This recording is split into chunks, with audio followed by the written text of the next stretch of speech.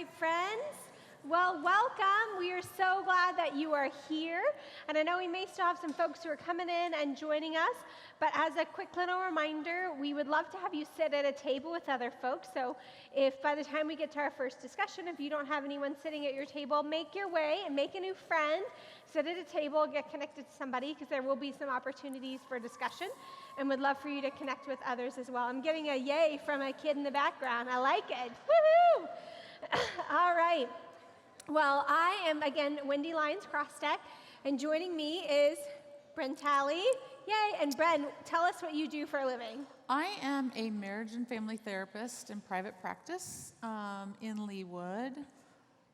Longtime member of the church. Yes, I like those titles, too. Yes, she is fabulous, and she's incredible. So you are in for a treat. Bren has a ton of amazing knowledge and will be really wonderful tonight, so we're excited to have her here. And we are going to be talking about relationships, again, and the transitions and challenges we experience. And we're going to kind of walk through 4 different sections. So just as an awareness of what that looks like, we're going to talk about expectations, what happens when there are transitions, and sometimes there are some really natural ones and maybe some not so natural ones. We'll talk about unhealthy relationships, and then what do you do when a relationship has ended? So just whatever kind of relationship. And again, this is for anyone, whatever kind of relationship you're finding yourself in, we want to make sure that you know this is the place for you. So we are glad to have you here. All right, so just this idea of relationships are ever evolving and changing. And what we know is that people are amazing, but relationships also get really messy. Like when you put people together, when you start to, I would say especially when you start to develop deeper relationships, deeper bonds with one another, there are challenges that arise. And some of what we encounter is, what do we do with those challenges? So we've talked over the past several weeks about what it means to have communication and how to deal with conflict and then drawing near to one another. But also saying, well, what do I do now that I'm in a relationship and things are shifting and changing? Before I forget, because I almost forgot, and Michelle just reminded me, make sure that you sign in. There's a black notebook on your table. Sign in. There are name tags that you can put on, as well as little sheets of paper that you can take with you, and just kind of like take notes, because if you're somebody who likes to take notes. Also, I know sometimes folks like to take their phone out and take pictures of the slides. So if there's something you see that's really captivating and interesting, feel free to be able to do that. I'm going to sit down for a little bit, and because Bren is so awesome, I'm excited that I get to kind of interview her and ask her, maybe a few kind of questions about some things. So as we imagine what happens when a relationship is changing, I'll just sort of start and ask the question of, what kind of situations and experiences have you seen when someone is in a relationship and it's different than it was 2 weeks ago or 2 months ago or 2 years ago? What are those things?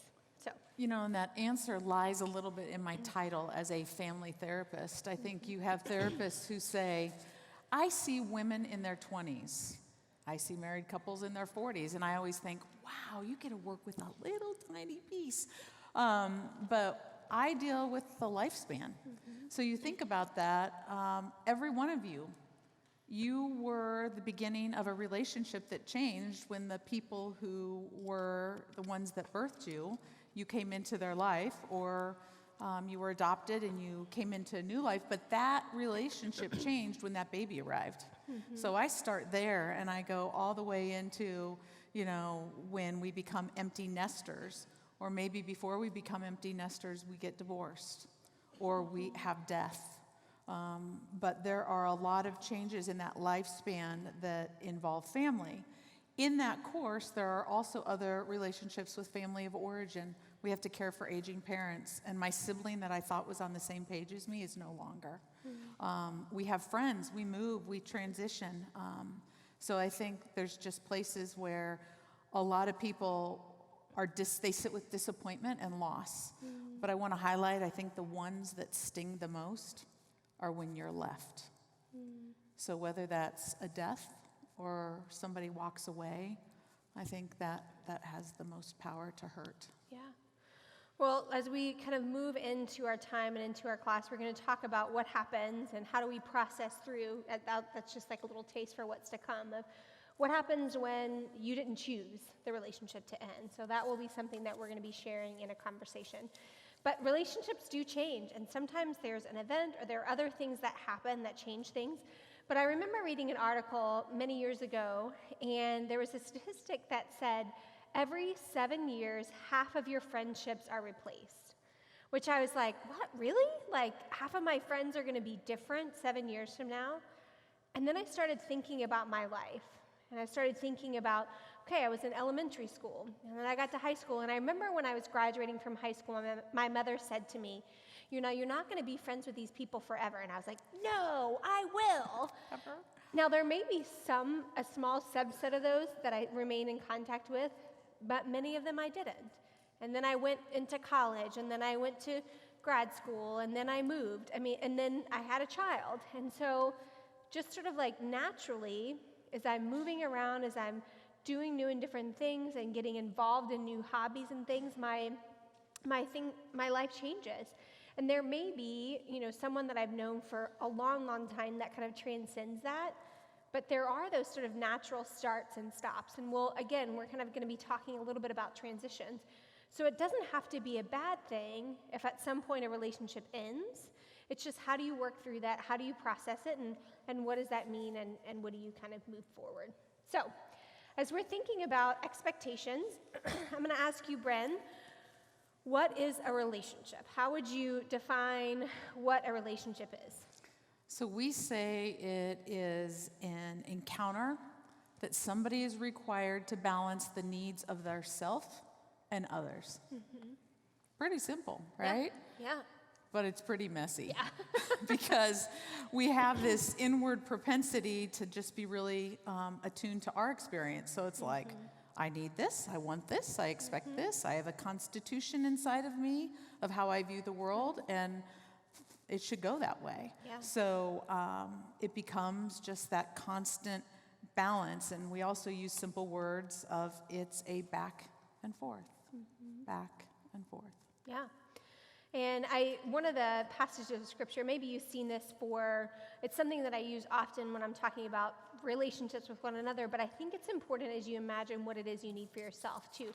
So Colossians says, as God's chosen ones, holy and beloved, clothe yourselves with compassion, kindness, humility, meekness, and patience. And yesterday I was at a training and we talked a lot about self-compassion. And what does it look like to be caring for yourself in a way that says, I need to look at myself and be kind to myself and show love. Now, for some people, this comes really easy, and that's not a challenge for them. But for many of us, it can be really hard to say, what do I need? And the needs of everybody around us get trumped over what it is that we need. Or maybe, there are times when we feel like our needs are trumping what everybody else around us needs. And so looking at this as a way to say, well, if the definition of a relationship or that we had to balance the needs of myself with the needs of others, it's learning to decide how does that look, what does that mean, and how can I find ways to make sure that I'm caring for myself, but also caring for others. So all of our relationships are shaped by several things, and so I'm going to ask Bren to kind of help us get a sense for, I thought those built, but they didn't, so they're all right there. So anyway, so Bren, tell me about some of these things. We're going to start first with the brain. And I want to preface that, we have a lot of people who are sitting in here. We are all experts in relationships because we have to have experience in them. So everybody sitting in this room has had good, bad, challenging, easy. So let's not pretend that Wendy and I are the only ones with this information. I tend to collect it a lot, and we sit with people with a lot, so it maybe gives us that perspective. But, what I also want to say is we need to build these relationship muscles constantly. The fact that you guys are giving time and attention to this topic is huge. As a society, we do it in preschool. That's the purpose of preschool. Most preschools, unless there's a Montessori or some other pieces, are all about skill building. Some of my teachers in here might remember a time where the curriculum solely for middle school was to teach social skills. Blue Valley and Shawnee Mission now have decided it's going to be a lifelong plan because as people, we're getting really bad at this. Building our relationship muscles and learning how to sit with one another. So what you're going to learn today, I hope, is stuff that you guys can go share with other people, or it will reaffirm to you what you already know. I want to spend a minute on the brain, if I could. Yeah. Neuroscience has taken us to a place where we no longer guess. We had a man in our community, Fred Rogers. He was brilliant. He didn't require an MRI and a CT scan. He had this sense that there was a piece of our brain that when we met somebody, it needed to be attended to. And so we even have heard Pastor Adam in this church talk about having an amygdala. And the amygdala is the emotional part of our brain that is responsible for informing us what's in front of us. I do this hand brain. The amygdala, it's two almond-shaped pieces, and this is the forehead, the prefrontal cortex, and this is the brain stem. Dan Siegel did this model, and I think it's really helpful. But many times when we step into a relationship with somebody, beginning with a stranger, a new boss, a new neighbor that we've met for the first time, or a dating experience, our brain literally, if the situation feels threatening or overly emotional, we can emotionally get hijacked. And our amygdala meets that relationship first before any thoughts. The interaction happens really quick. So if I have anybody out there in a profession that's similar to mine, we know that the thought and feeling kind of happens at the same time. But I really believe that we get this emotional warning, danger, danger, danger, or safe, safe, safe. But there is this place where we really need to realize that sometimes when an encounter doesn't go well, it's our brain responding first. One of the things that I try and teach my clients is there's 3 questions that you can always ask if you feel like you are emotionally hijacked. The first one is, am I safe? Remember, the amygdala thinks you are going to get killed by a bear. So most times when you're meeting somebody, you are not. If it's in a dark alley and it's 2 a.m. and you're by yourself, don't answer, yes, I'm safe. But usually it's wanting to say, oh, she's acting like your mother. That's how that bully talked to you. And you really want to tell your brain, I'm safe right now. I'm 53 years old and I am standing right here on my driveway. The second question is, does it make sense? And we always want our amygdala to feel that we're listening to it and we're like, hey, okay, it makes sense. I'm going to listen to you. I'll be cautious. But the third question is, what's my plan? And I think that's why we're here tonight. What is your plan when you walk into a relationship and your brain kind of goes, this doesn't feel safe, I've been hurt. So I'm going to use that brain example a lot through the evening. But I think what we want to do is, I'm going to stay curious. And that's our plan. Am I safe? Does this make sense? What's my plan? And being curious says there's lots of things that could affect the encounter. One is the brain. 2, things could not go well because remember, you have an I. Wendy and I both come to a relationship and she's Wendy and I'm Bren, but there's this space that we call the in-between. And that in-between is going to hold Wendy's brain experience, and then as you can see on the slide, her life experiences. Has she had practice with an encounter like this? I moved 9 times. I got really good at this. Did you stay in one place? Yeah, I lived in the same home that I grew up in. So and you're still so Wendy, like so not afraid to meet anybody new. So that example went bad, but I think there's life experiences, and maybe you had a grandmother and a mother or a father that taught you how to do things. So we look at life experience, we look at wounds. If you've been hurt before, Wendy's going to hold back a little. I may be like, this is so cool. Are you ready to have coffee? And she's backing up, and it's like, maybe there's a wound. I did this 2 months ago, and I got burned.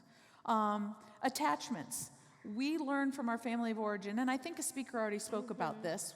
Our family of origin teaches us how to turn toward people. And your family either says, go out there, the world's just full of people you haven't met yet. Or the family of origin says, scary, be really careful, don't trust people. And then I think some of us have done mental health work, and we've done our story and our journey, and we've been able to metabolize some of those experiences. So our story can hold an encounter that goes well. But I think what's important tonight to realize is that relationship, when it starts, it involves all those things we just talked about. And when you think about, and we'll talk maybe about, we'll touch on this a little bit, but sometimes we're not even conscious that these things are happening. So if someone has experienced, abuse, I think about, we're not animals, but if you've ever seen an animal that's been abused and you kind of come near them and they sort of jerk back, if someone has been assaulted, they have, or if they've been in a situation where they were serving in the military and they hear a loud noise or something, their body reacts in a way to say, could that be a bomb going off? Could that be someone trying to hurt me? And you may not even realize, now that's an extreme case, but there could be emotional experiences that, just like physical reactions, we don't even know that it's happening until after the fact. So, absolutely. Bren mentioned family of origin, and when we talked about family of origin, we talked a lot about conflict and trying to do some really kind of thinking about, what have I learned, and what things do I want to take from my family of origin, and what things might I like to change, and how do I want to adjust? And one of the beautiful things about our brain is that there's neuroplasticity. Absolutely. Like, we can make changes, we can rewire our brain, and we can live our lives differently. Now, that takes work, but it doesn't mean it can't happen. So even if you've had experiences where you feel like, I've learned all these things, and you realize, oh, I wish I could do it differently, you do have an opportunity to do that.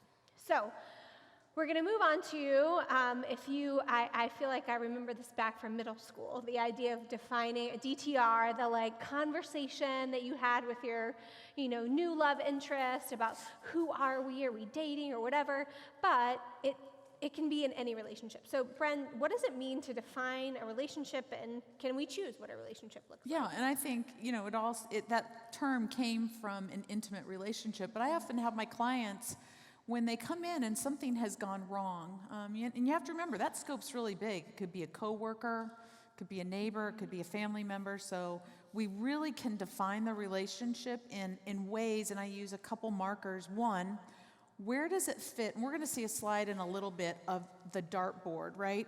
Because I say we can only hold so many in that center of the bullseye of a dartboard, but then we have these other layers of friends, which the outside layer could be as far as the acquaintance of the checker at Hen House that I seem to get every night doing my groceries, but it's just a hi.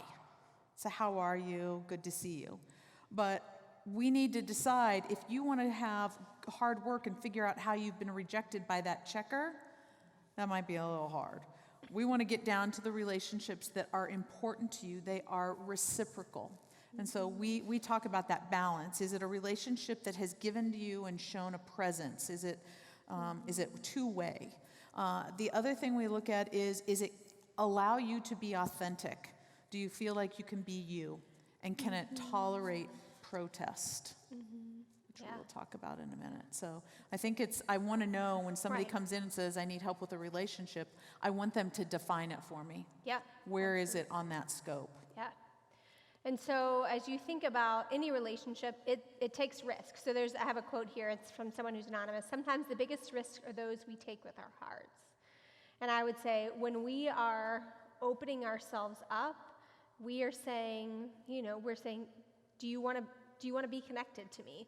So what kind of risks do you take, and are they worth it? How do you walk people and talk with them through about, if I'm entering into a new relationship or it's a challenging relationship and I'm trying to work through it, what kind of risks and how do I work? And I want to be so empathetic, because I have people sitting in this room that could personally speak about the risks they took and the hurt that they've had. That brain experience that I told you, we are bonding animals. So when you form a close, intimate relationship with a family member or an intimate partner, when that gets detached, it can feel like you are dying. Mm-hmm. That sense of needing people, that tribal, it's not only in neuroscience, but we see it in the Bible, right? God didn't want us to be alone. And I think there is that pain that we have to realize the risk feels even higher if we have been hurt before. Mm-hmm. So it's not like I've got a bunch of people that are not risk takers that come to me. They've been hurt before. I say this all the time. I've had heart surgeons. I've had Navy SEAL commanders. I've had stock and trade brokers that every move could take a life or lose a lot of money. And they will still come into my office and say, it's too risky for me to do this. And that always just makes me realize how much our brain privileges relationships. Yeah. And when you think about, like, what is the risk worth the benefit? So trying to weigh that, and what does that look like, and all those sorts of pieces. And I get curious because I sometimes just sit in this place of where we have pain when we lose something. I wonder if we're supposed to feel that hurt because we need it so bad. Yeah.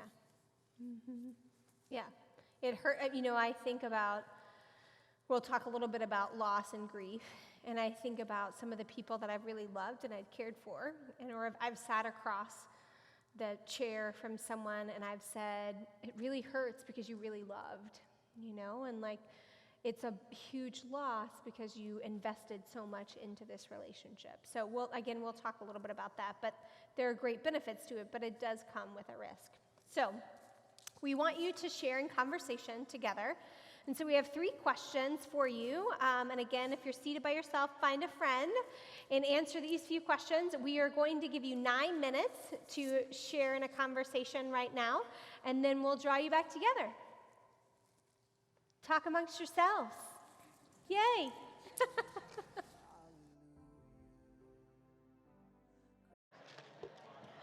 Sorry, I was just saying sorry. I was just like having conversations and connecting. I hope that you all are enjoying and connecting at tables with one another.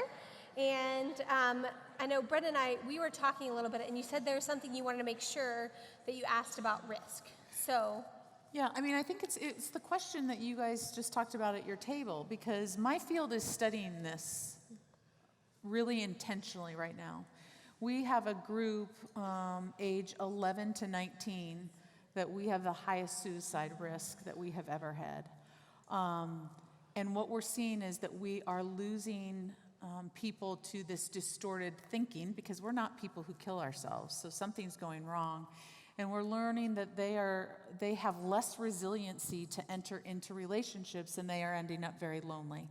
That's how we get distorted thoughts and an inflamed brain. We isolate ourselves, right? So we're tribal people, and we need to be together. And if the risk gets too high at age 15 to enter into a relationship, we want to figure out what's going on. And I use this small example, but I took my 2-year-old grandson to toddle time a couple days ago. And it's a bunch of preschoolers. I'm telling you, it is under 3 in there, playing with a bunch of toys with nobody's name on it, and nobody's brought anything that's theirs. And my grandson, I looked at his resiliency, and part of me got really sad because I thought, how am I going to keep this in place? He went to the basketball goal, and there was a boy sitting on 3 basketballs. And he's like, that's not what my dad does with a basketball.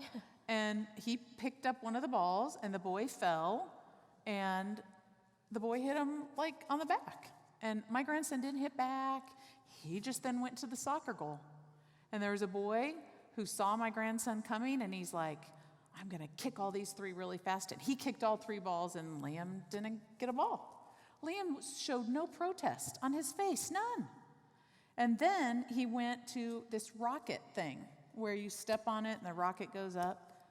And he went right up to it, and out of nowhere comes another thief and just hit that rocket, right? I'm like, when is this kid? I was just fascinated. And he saw out of the corner of his eye a little girl building with these old-fashioned paper blocks. And they sat down, and she put one, and he put one, and she put one, and he put one. And I just thought, when do we lose that resiliency to have a friend tell us no, and we're more than willing to say, hey, I'm at Sunday school, and I've never met you before. What'd you think of class? Would you want to meet before? Like, when do we lose that? Is the risk just as high, or is there something in us that we lose that relationship muscle? And of course, if we had time to talk, we'd give you all the microphone and do that. Because I think we just need to be curious about that, you know, as a people, as a society. I don't know that anybody has the answer, but there's something that we're losing, that resiliency to take a risk. Yeah, thanks, Bren. Well, I have a 4-year-old, and just before we had a friend came over yesterday, he said, I want my friend to play, but I don't want him to play with this. And so I was like, already? Like, he's like, this is really special. And I was like, okay, you can have one really special toy, but everything else is fair grabs. So anyway, so there you go. True. All right, so we're going to start talking a little bit about transitions, and we're going to talk about kind of natural, normative seasons and transition. So as Brenda and I were having conversations, she brought up this idea of something called a bleacher friend. So what is a bleacher friend? We use this term because we live in a land where families are pretty much ruled by sports. And so we talk about, and there's real stress, like when parents become friends with a team parent and the kids are like, I don't like that kid, but I like that parent. And, you know, so we call them bleacher friends, meaning I want the families to be cognizant that those can change. You can sit down for 3 months during baseball. Wait a minute, baseball might be more like 7 or something, but and you're friends with them, but there's no obligation to stay that involved with that person if your next sport or your next life transition is something different. And I think we have this obligation and this approval need and this sense of belonging that I can't disappoint people. And I like the concept because I think it's like, hey, who do I get to hang out this month and learn from and be curious about and enrich my relationship muscles? But it's a hard concept to sell. So, but I didn't come up with the term, but I think it has some value. Yeah. And the next is loneliness, chronic loneliness and transient loneliness. And I'll share just like a little brief of what I was thinking about in transient loneliness for like a season. Sometimes it can be, we have a sense of like, okay, I'm in a season of rest. And maybe we're between things. And I was remembering when I graduated from college, my senior year of college, I worked as a hostess at a restaurant. And I had my friends at school. In college, I was friends with all the people, but I would come and I would work as a hostess in the restaurant. And before I went to seminary, I took a year off, and I worked at that restaurant full-time as a waitress. And I realized that all my friends, or most of my friends, had graduated. And so here I am working at this restaurant, and I remember coming to this realization that I've been working at this place for a year now, and I have a lot of people I sort of know, but I don't really know them. And I remember making a conscious decision and saying, I'm about to spend the next year of my life with these people, 40, 50 hours a week, and I've got to build relationships with them. And I sort of like, in humility and honesty said, like, I haven't really gotten to know you, but I wish I would have. Can I connect with you? And I look back over that year and I think I developed some of the most incredible relationships with people because I was willing to take a risk. But I think about that and what does it look like? And it almost, in my experience, there have been times where it's like you're in a neighborhood and you've been there for 3 years and you don't know anybody's name. It almost feels harder to get to know somebody than if you were just brand new and moving in. And to have, for me to say, okay, I'm just going to try this. And maybe they'll say no, but the richness of what that felt like and the connections that I made were really, really beautiful.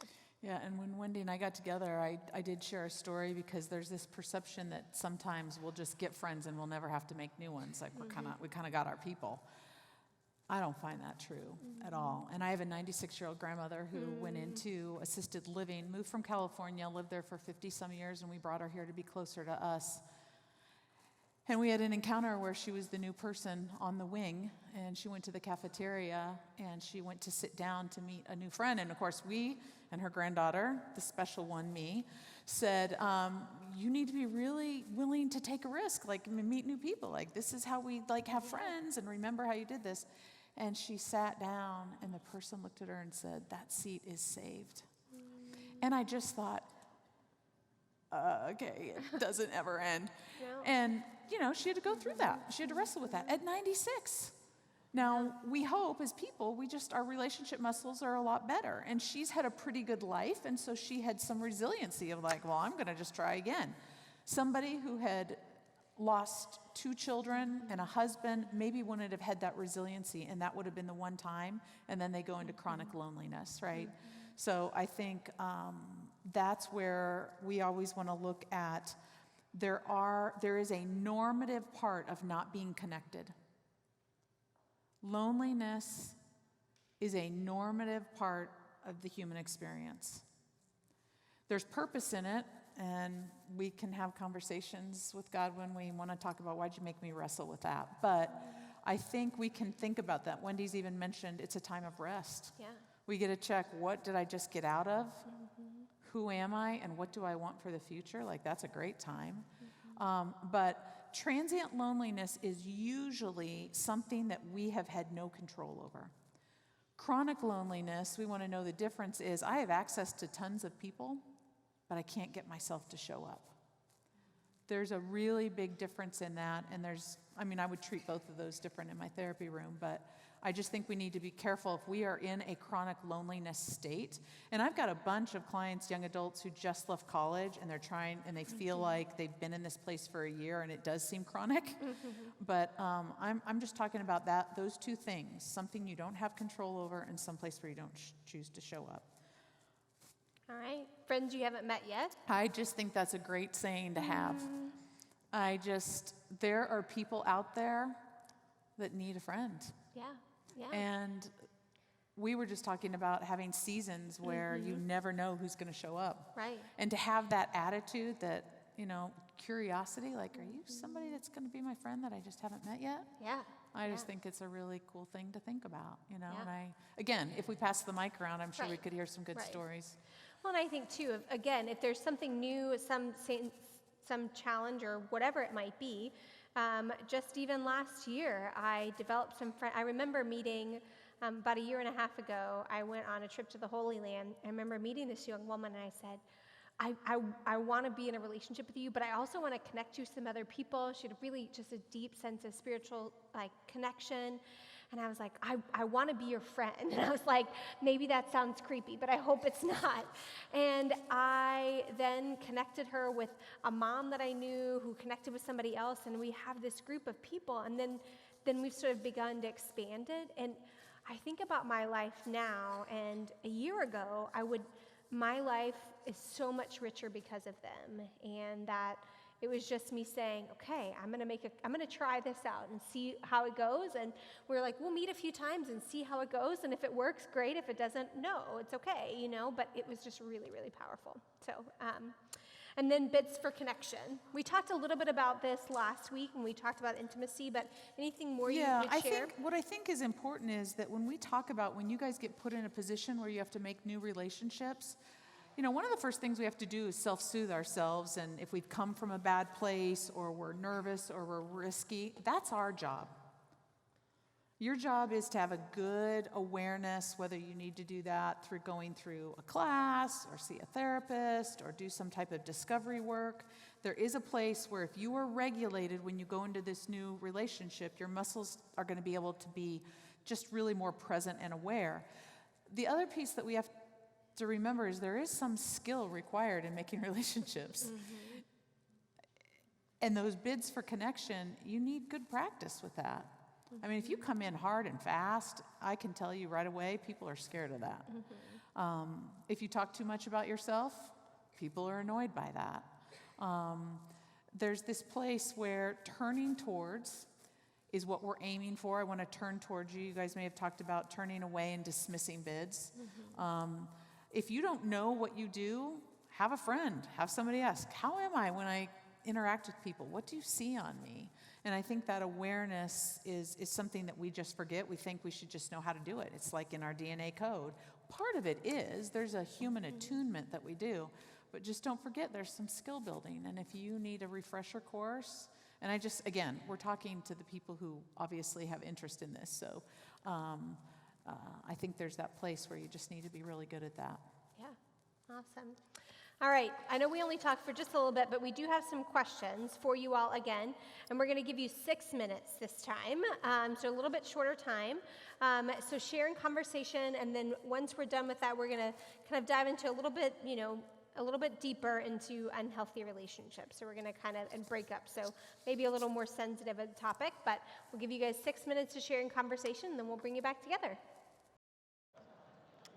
Awesome. We were just sharing conversation about some of these things, so I think it's just really, hopefully you've had some good connections and conversations.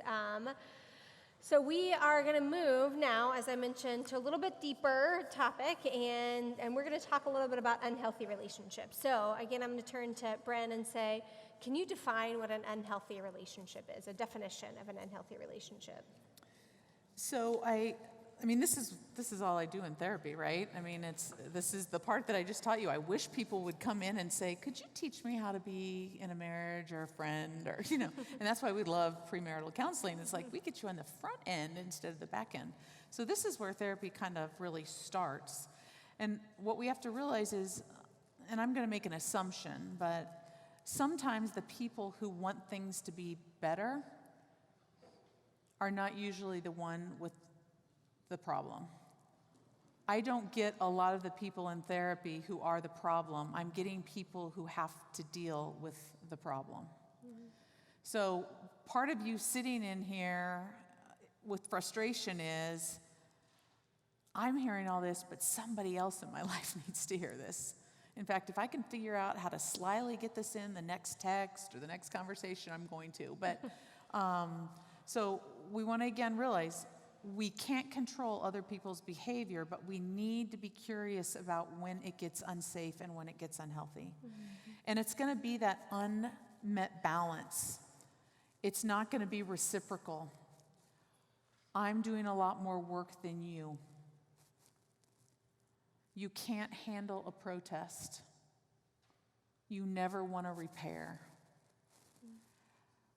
We've listed some things that I'm going to kind of point out were some of my, I had to think, like, what are my top ones that people come in for of like, I can't deal with this person or this is going on. And these are kind of the ones, we have the big bad ones, right? I mean, we've got active addictions, we've got infidelity, we have abuse. I mean, I've got those, but I'm just saying if we're talking just broadly in here, these are going to be ones that cause you problems. So we highlighted those, but Did that answer the question? Yeah.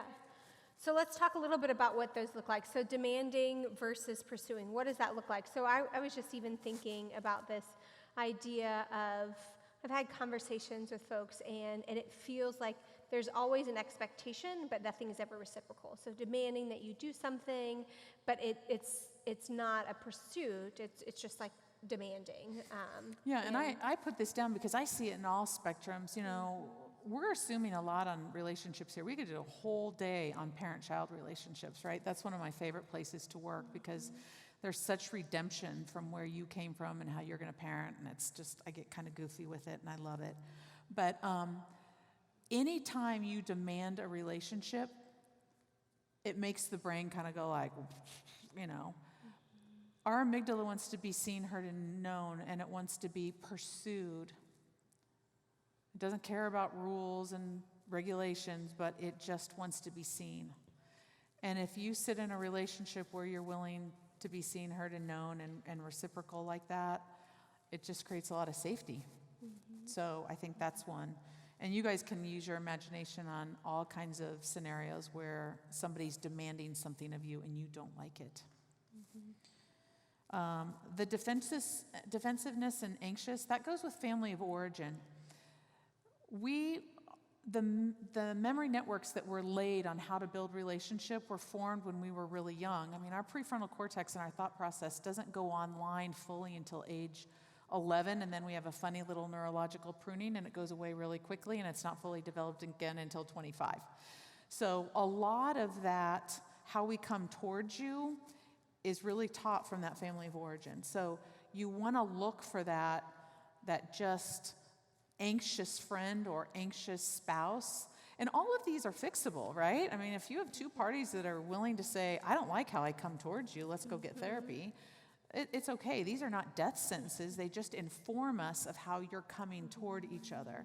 So if somebody says, hey, it's not my fault, and they constantly defend, I think I talked to a table and they told me, you guys heard about Gottman last time, but criticism, contempt, defending, and stonewalling. We look for those in relationships. So I think that one kind of does that. Yeah. The either or, tunnel vision thinking, this goes along in distorted thoughts. It's always your fault. You never. It's always like this, right? That rigid thinking, we know that there's no way that can ever be true. I can't always be that bad, right? Yeah, right. So we look for that. This last one is looking to others to make me feel okay. Remember I said one of the first things we want to do when we enter into that encounter is we want to be in kind of a non-judgmental, self-soothing spot. Right.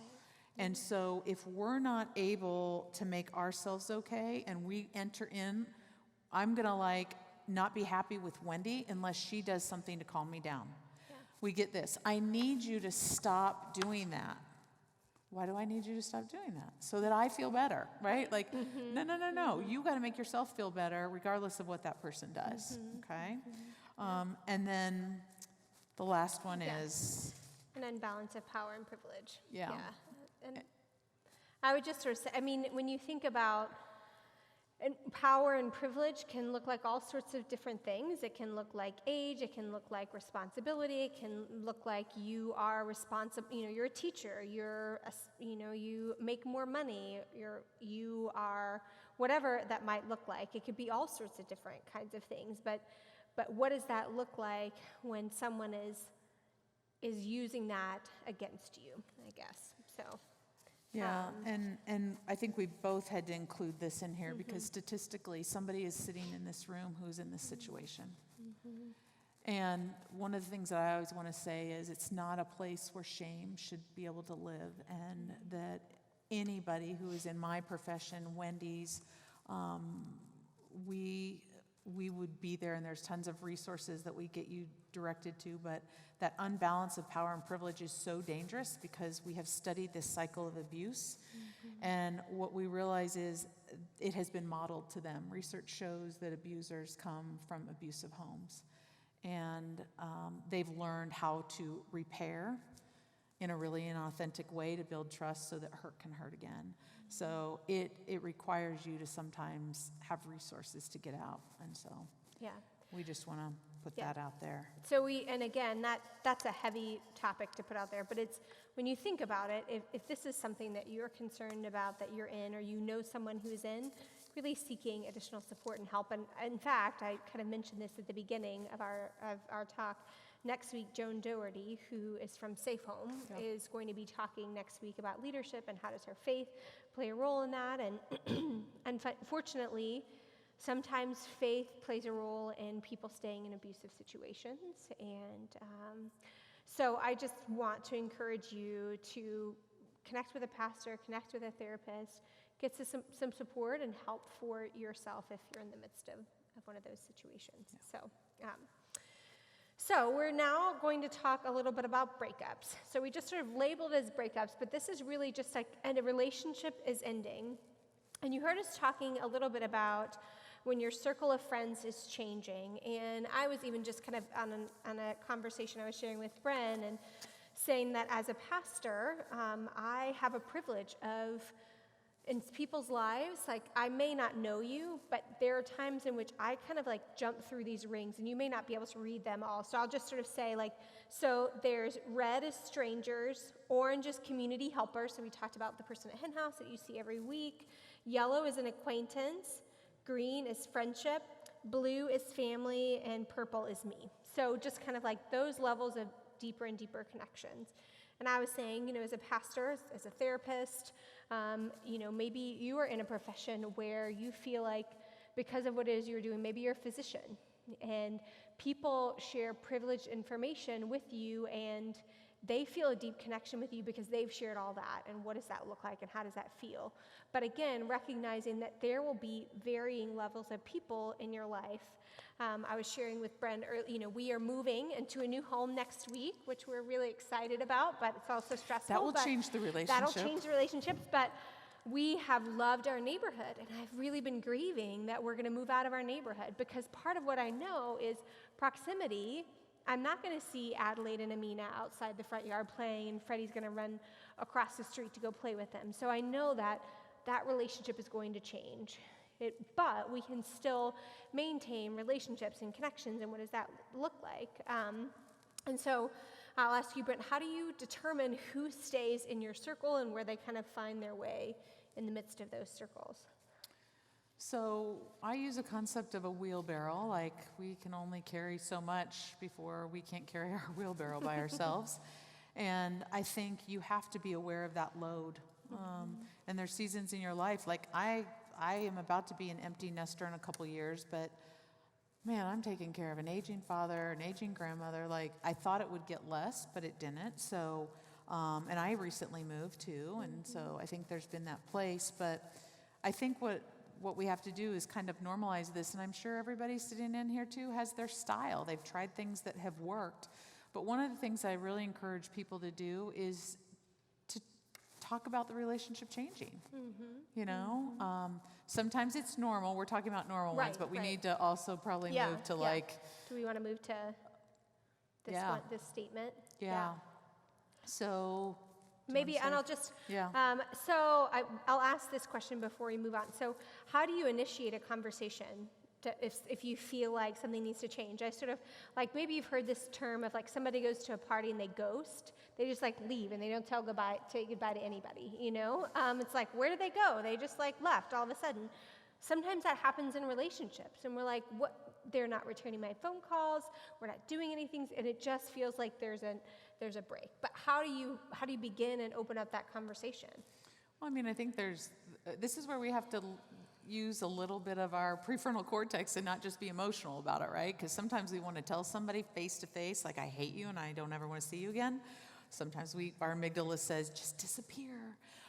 So I think you have to use some common sense, but I think the thing that we want to do is we forget, and Henry Cloud is the boundary expert. If everybody needs any boundary work, he's just a great one. He wrote also Unsafe People.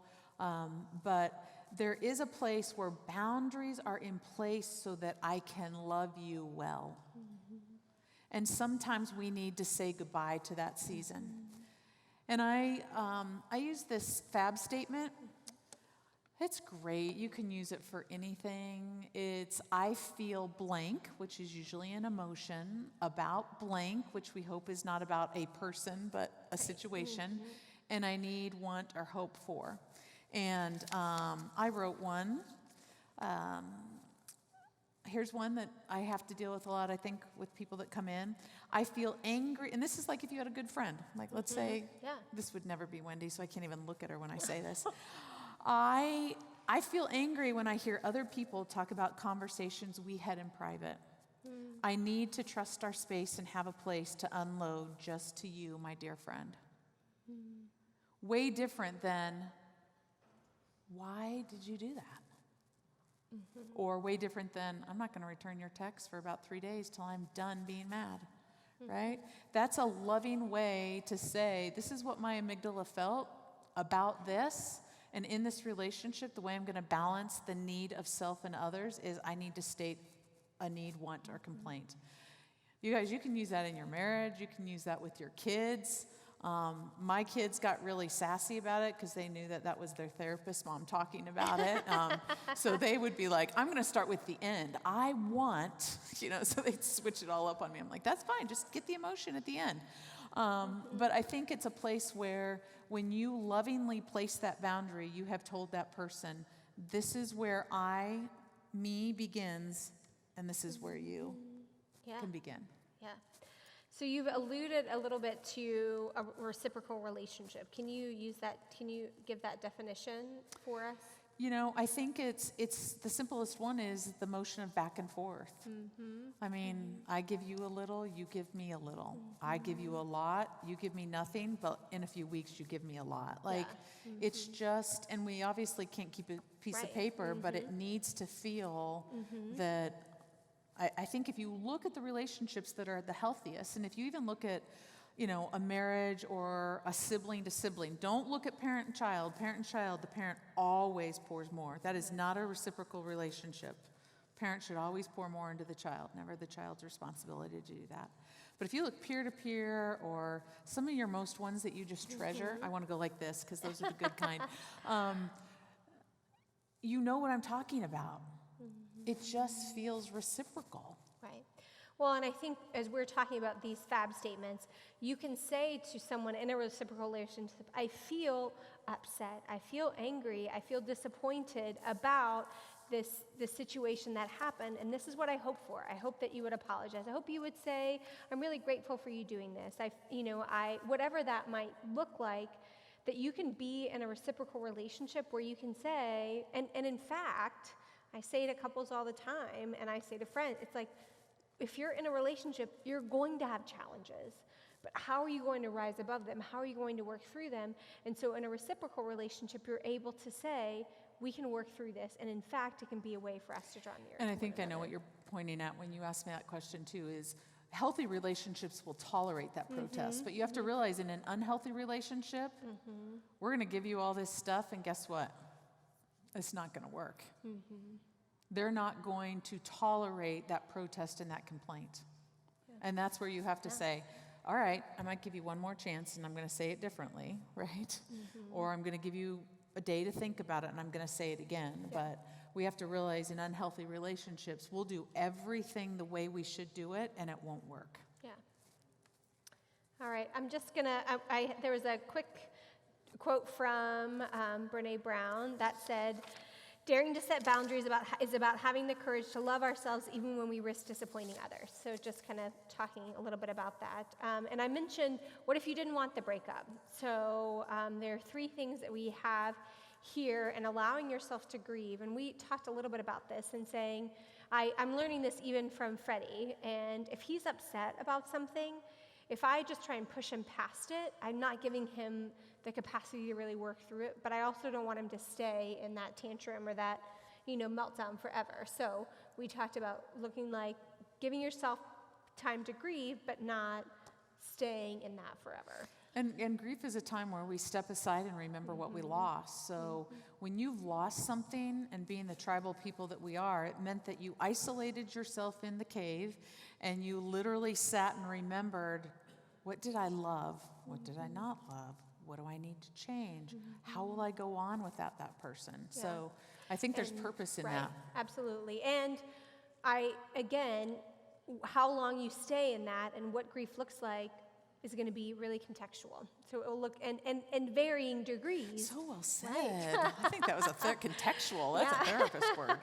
But really, what is it and how I grieve and how I'm processing through, I listen to pop music, so you heard me another quote, like I was listening to this song and it was, when a heart breaks, it don't break even. So, and it's like, what am I supposed to do when the best part of me was always you? I don't know, like it's this story of what do I do when this other person has moved on, but I'm still hurting, and that happens. But again, sort of working through that. And it's why we don't like rebound relationships, right? You haven't gotten time to have even your brain and amygdala kind of take a breath and review how it was hurt and what it needs differently. Yeah. I'm going to move us quick through these because we're running close on time. So empathy is about curiosity, and we talked a lot about that. And then again, allowing room for new relationships. And so I wanted to share with you a story of, this is from Scripture, and you may be aware of this story, but I'm just going to kind of walk you through what happened. So Ruth is married, and her husband passes away, and she has a sister-in-law, and her husband also passes away. And the mother-in-law says, you know what, like you've got a choice. I can't care for you the way in which you need. You should go back to your hometown, to your home village, and find connection there. And her sister-in-law says, okay, her sister-in-law's name is Orpah, and she leaves and she says, I'm going to go back to and she has a choice. So she goes back and she says, I'm going to build a relationship back in my home country because that feels safer for me and I know I can do that. And Ruth makes a choice in a different way, not bad, not worse, just a different choice to say, I'm going to stay committed to you. I'm going to stay in a relationship with you, Naomi, and I've built this relationship and this bond, and I want to stay with you. And then the last two chapters of Ruth are about her building and finding a new relationship with Boaz. And so because of the decisions she's made and the ways she's moving forward, she built a different relationship. Now, we don't know what relationship she has because we don't have her story. But again, being able to look back and say, from the beginning, it was a deep and painful loss, but then there's hope that's on the other side. So we don't have a ton of time left, but just sort of something you could say about the power of courage and resiliency before we get to some scenarios. Well, Brené Brown's made her whole career on that Teddy Roosevelt man in the arena, that the man to be honored, and I have the quote written somewhere down in here, is the one that, stands back up, with blood and sweat and dirt all over his face. And I think that's what we're asking, is that, the relationships that you're able to pursue because you have been hurt. It's a place that we just all feel so broken, but there's such purpose in being able to stand back up. And one thing we haven't touched on, and I just have to say this as a family therapist real quick, and you're going to do a scenario. Are you going to have them do these scenarios Yeah, or but not? they only have time for just one. But there's one about family. You guys have to remember, there's umbilical cords connected in that. That is a whole different deal. And there's ways that you have lots of memories and hurts and little brains that never repaired with each other, and so I'm going to still be mad at you from what you did when we were 10, and it's just messy with family. So I think in broad senses we've talked about some things, and the FAB statement I use with families all the time. So I think there's some things you can take away with that family, but just know that that changes the whole deal. And again, before we do these, and we only have a few minutes to go through these scenarios, but just wanting you to get a sense of, you're not, sometimes you can be in control of what happens in the relationship and sometimes you can't. And being able to find ways to say, am I going to have the courage to get back up and do this again? So we're going to skip the family one, and you have two options, and you only have 3 minutes to do it. So pick one and have a conversation about it, and then we'll gather you back together. Okay. Well, I'm bringing us back together, and I'm realizing we're right at 7:45, and we were just talking about all the things that we could talk about and more things. Will you share one of the things? We were just having a conversation about estrangement. Yeah, because I feel like, one of the things that I just want to honor, and we kind of want to zip everybody up. That's what I say if I get really emotional in the room. I'm like, I got to get you back up so you can walk out the door and be okay. Remember what we said. If you have lost somebody, or somebody is lost and you don't have access to them, it can feel like you are dying. Physical pain associated with relationship loss is a real thing. We have physical somatic responses. We didn't get a touch on that tonight. And you could walk out here and feel like, well, that was nice, but that was all fluff. I think we both know that could be sitting in the room, and so we just want to say that. But I would say you need to be curious about those losses. Seek professional help. When we have people that walk away and don't talk to us, and they're people that are important, I personally have to go through a whole assessment. Like, are we looking at any mental health issues? Are we looking at substance use? Are we looking at manipulative relationships, or bad cults and things like that? So I just think there's places where we just have to stay curious. But I did turn to Wendy, and I'm like, okay, this is a good time to talk about the prodigal son. So, we were just, the idea of, okay, so the father created a space where it was safe to come back. That no matter what happened, no matter what engagement, whatever it looked like, there was a space to come back. And I know family members who've had loved ones that they've prayed for years, and would send cards and would send letters and would do all these things, and then suddenly they would come back.